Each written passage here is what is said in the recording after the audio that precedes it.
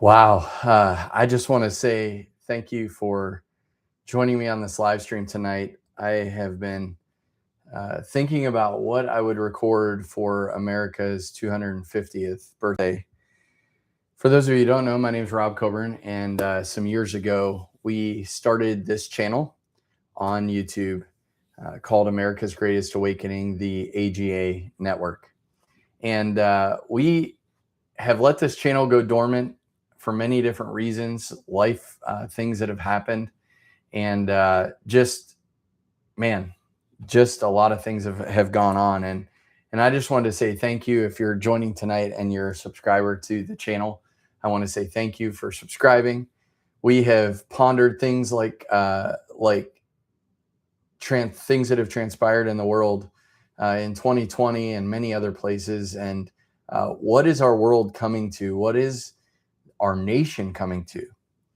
And I have a lot to do in the morning. And for those of you who know me, there's a lot that I need to do tomorrow. But tonight, I just wanted to come online and share a quick story of some of the things that I hold dear in my heart for this country. And I 100% believe that America's greatest awakening is just around the corner.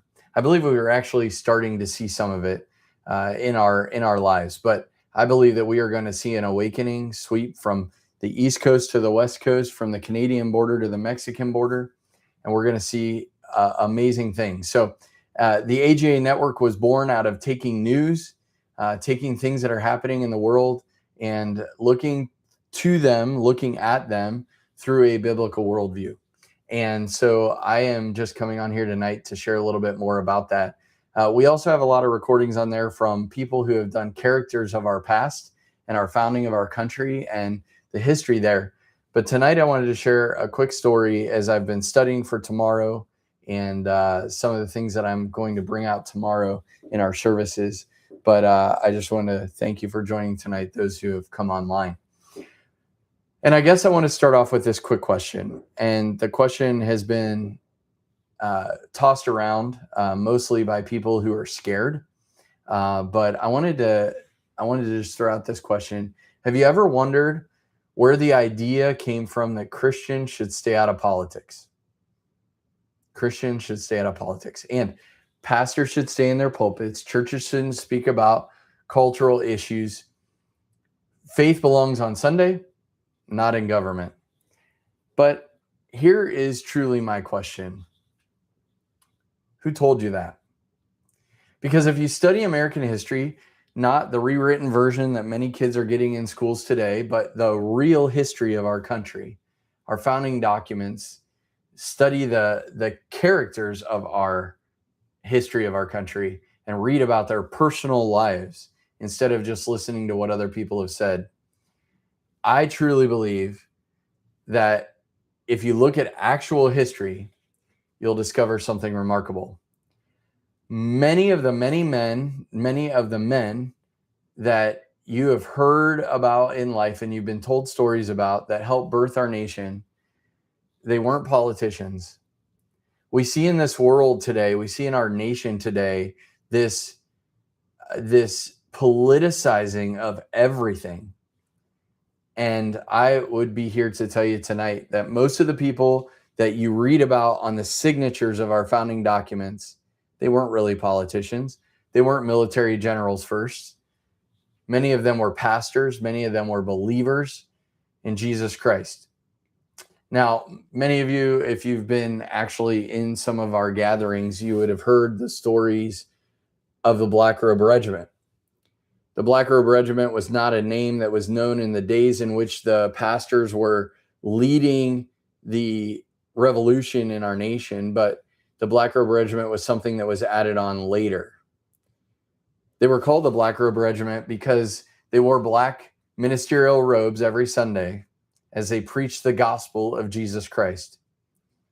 Today, I just want to share with you tonight on this live, I want to share with you a little bit about I believe one of the greatest stories that we never hear about in school, unless you went to a school that taught the history that really matters in our nation. but it's a story of a pastor named John Peter Gabriel Muhlenberg.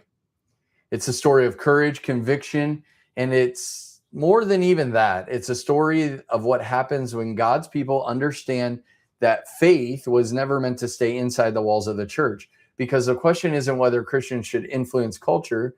The question is, who will influence culture if Christians don't? So again, if you're just joining me on the live, I want to welcome you to America's Greatest Awakening. If you're passionate about America's founding and biblical truth and discovering the stories of history books that the history books often leave out, subscribe to this channel, share this broadcast with someone who loves both God and this great United States of America. If we go back to January of 1776, America doesn't even exist yet. There's no Constitution. There's no Declaration of Independence. The colonies are divided. The British Crown still rules. Many people hope that peace can somehow be preserved in this tumultuous time. Then everything changed. British troops one day marched into Williamsburg, Virginia. Their mission was to confiscate the colonialist guns and their gunpowder. In other words, disarm the people. And don't we know that all tyrants begin by disarming the people? When word reached Patrick Henry, he understands something immediately. This isn't simply about taxes. This isn't about the trivial things of life. This is an act of war. So he calls upon local communities to organize militias to defend their homes, their families, and liberty. One of the men listening today in Williamsburg, Virginia, he wasn't just a legislator. He wasn't just someone who was helping to sign laws. He was a pastor, and his name is John Peter Muhlenberg. He immediately climbed onto his horse. He rides 200 miles back to his congregation in Virginia. Imagine waiting all week for Sunday worship. You expect another sermon. You want the pastor to bring the word that's going to lift you up. But instead, history walked through the door of that church. You see, standing before his congregation wearing the traditional black robe of a minister, John Peter Gabriel Muhlenberg opened up the Bible to Ecclesiastes chapter 3, and he begins to read from that famous and well-known scripture. There is a season, a time for every purpose under heaven. He reads through the familiar passage until he reaches verse 8. A time for war and a time for peace. He then does something that goes way beyond what a pastor would normally do when they bring the word. He closes the Bible and he stands in silence for a minute or two. He tells his congregation exactly what happened and what he knows from his time there in the meeting. And he tells his congregation that the colonies are now at war. Now, many people are going to go into their churches tomorrow. They're going to sit down. They're going to expect their pastor to bring a word that will uplift them and make their week amazing. Maybe they're expecting to hear an impassioned speech about freedom, and maybe they're expecting just to hear the gospel, and that's amazing. The people in our congregation will hear the gospel tomorrow as well. But he closed the Bible after reading that famous scripture, and he says to his congregation, the colonies are now at war. Freedom itself is under attack. I am on this video tonight because my heart is truly under the understanding that freedom in America is under attack, even tonight on the 250th anniversary of the founding of this great nation. Now, maybe today you have watched things on TV and you saw all the pomp and circumstance going on around our nation. And maybe you heard great stories of the Statue of Liberty. And maybe you have heard many of the things that the people in Washington and the media would want you to understand, that our nation, howbeit amazing and 250 years old, is doing fine. But I truly believe, and the reason why I'm on this live tonight, not because I have time to do it, but because I felt like I needed to be live tonight to our America's Greatest Awakening AGA network folks. But I truly believe that freedom itself in America and globally is under attack. So John Peter Gabriel Muhlenberg preaches out of Ecclesiastes 3. He says there is a time for everything, a season for everything, and now is a time for war. So the colonies are at war, and something happens that would become, I would say, a defining moment in American history. Instead of ending the service, he begins removing his black ministerial robe. The congregation watches in silence.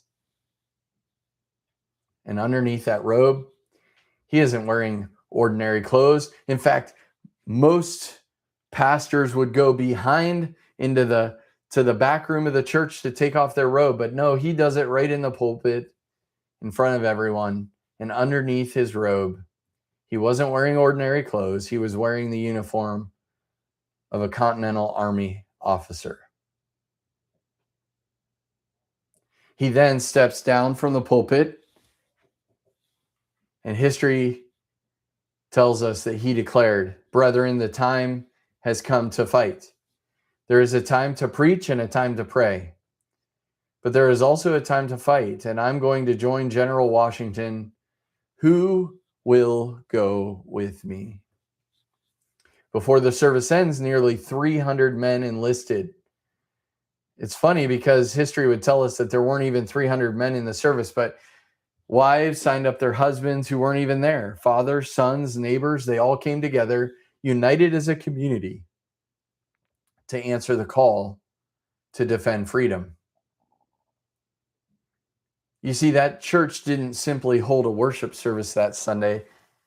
It launched a movement.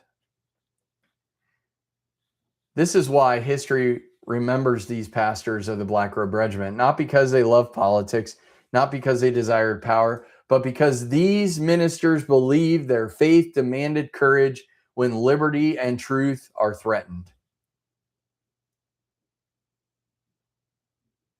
Let's pause for a moment. The story isn't ultimately about muskets. It isn't even primarily about the American Revolution. It's about something much deeper than that. Throughout Scripture, God's people have never been called to withdraw from a broken culture. Joseph influenced Egypt. Daniel influenced Babylon.